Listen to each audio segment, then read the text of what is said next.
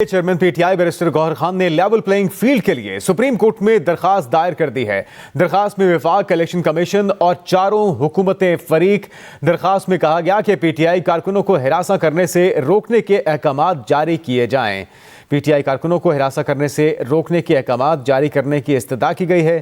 پی T آئی کو انتخابی عمل میں بلا تفریق شرکت کی اجازت کے احکامات دیے جائیں۔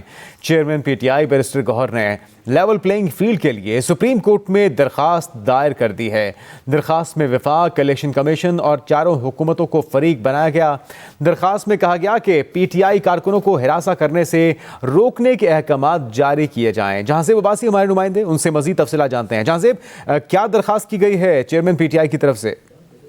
دیکھیں، چیئرمین پی ٹی آئی نے سپریم کورٹ میں لیول پلینگ فیلڈ کے لیے ایک آئینی درخواست سپریم کورٹ میں دائر کی ہے، اور اس درخواست میں جہاں پہ یہ کہا گیا ہے کہ ہمیں سیاسی سرگرمیاں جاری رکھنے کے لیے تمام سیاسی جماعتوں کی طرح مواقع فراہم کیے جائیں، جو کارکنان کی جو حراست میں لیے جانے کے واقعات ہیں اس معاملے پہ بھی سپریم کورٹ اس کی روک تھام کے حوالے سے آرڈر جاری کرے۔ آرٹیکل 184(3) کے تحت سپریم کورٹ میں یہ درخواست دائر کی گئی ہے، براہ راست سپریم کورٹ سے رجوع کیا گیا ہے۔ اگر رجسٹرار آفس نے اس درخواست پہ اعتراض نہ لگایا تو پھر سب سے پہلے جو 3 رکنی کمیٹی ہے پریکٹس اینڈ پروسیجر قانون کی روشنی میں، وہ طے کرے گی کہ کیا یہ درخواست اس قابل ہے کہ اس کو سماعت کے لیے مقرر کرنا ہے۔ تو پھر 3 رکنی کمیٹی جو پریکٹس اینڈ پروسیجر قانون کی روشنی میں اس وقت کام کر رہی ہے، چیف جسٹس قاضی فائد عیسیٰ ہے، جسٹس سردار طارق مسعود ہیں، جسٹس اجاز الحسن ہے، ان کی منظوری کے بعد پھر یہ اوپن کورٹ میں سماعت کے لیے مقرر ہوگی، اور پھر اس کے بعد اس کیس کو آگے چلایا جائے گا۔ کافی اہم معاملہ ہے، پورا پروسیس جو ہے وہ اب قانون نے دیا ہوا ہے۔ اب صورتحال پریکٹس اینڈ پروسیجر قانون کے بعد یکسر تبدیل ہو چکی ہے۔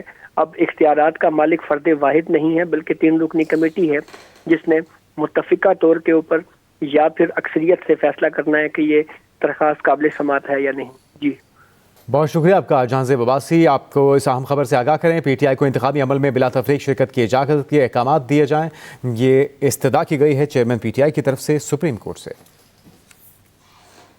ایک اور اہم خبر، الیکشن کمیشن انٹرا پارٹی انتخابات کا فیصلہ کل تک جاری کرے۔ پشاور ہائی کورٹ نے پی ٹی آئی انٹرا پارٹی الیکشن کیس کا فیصلہ سنا دیا ہے۔ عدالت کا الیکشن کمیشن کو قانون کے مطابق فیصلہ کرنے کا حکم۔ الیکشن کمیشن انٹرا پارٹی انتخابات، پشاور ہائی کورٹ نے پی ٹی آئی انٹرا پارٹی الیکشن کیس کا فیصلہ سنا دیا۔ الیکشن کمیشن انٹرا پارٹی انتخابات کا فیصلہ کل تک جاری کرے۔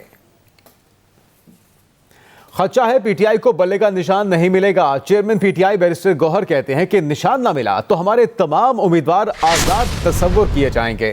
ملک کی 70% مقبول جماعت کو الیکشن سے باہر نہیں رکھا جا سکتا۔ اگر ایسا ہوا تو انتخابات پر سوالیہ نشان ہوگا۔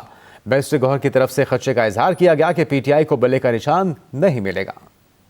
ہمیں بھی آئین قانون کے مطابق فری فیئر ٹرانسپیرنٹ الیکشن میں حصہ ملنا چاہیے۔ بیٹ کا نشان ہمارا تھا اور ہمارا ہے اور ہمارا رہنا چاہیے، اس کے ساتھ کوئی نہیں ہونے چاہیے، کیونکہ یہ آلموسٹ 70% اس ملک کی جو پاپولیشن ہے اس کی امنگوں کی ترجمانی کرتا ہے۔ اور اگر نہیں آتا، جس طرح آپ نے کہا، پلان بھی ہمارے پاس ہے، میں سمجھتا ہوں انشاءاللہ پہلی بات تو یہ کہ ہمیں ملے گا، اور اگر نہیں ملتا تو جمہوریت کا نقصان ہوگا، اوائڈ کرنا چاہیے۔ جہاں تک پارٹیوں کے ساتھ اتحاد کا تعلق ہے تو الحمدللہ ہم اپنے نشان پہ لڑیں گے، اپنے پالیسی نظریے کے مطابق لڑیں گے۔ اتحاد کسی کے ساتھ نہیں کر رہے ہیں، اور یہ 5 بنا رہے ہیں، یہ بے شک 14 اکٹھے ہو جائے، انشاءاللہ تعالی پی ٹی آئی جیتے گی اور بڑی فورس کے ساتھ۔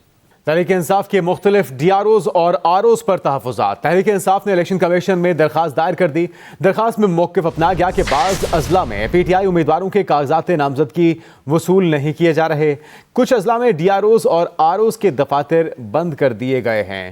تحریک انصاف کے مختلف ڈی آر اوز اور آر اوز پر تحفظات۔ تحریک انصاف نے الیکشن کمیشن میں درخواست دائر کر دی۔ درخواست میں موقف اپنایا کہ بعض اضلاع میں پی ٹی آئی امیدواروں کے کاغذات نامزدگی وصول نہیں کیے جا رہے۔ کچھ اضلاع میں ڈی آر اوز اور آر اوز کے دفاتر بھی بند کر دیے گئے ہیں۔